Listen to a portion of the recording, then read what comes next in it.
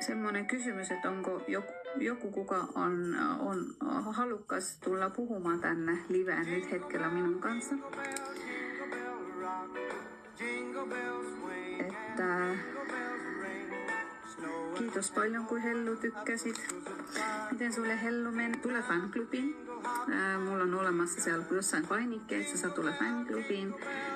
Ja sitten voimme tehdä vaikka kahdesta semmoisen Zoomin tai liven, että sitten saamme kertoa asioita ja katsoa mitä on. Ihanaa, kiitos paljon. Laita nyt pöydälle. Laita sitä UV päälle. Kaikki reunat teet se tikkuka.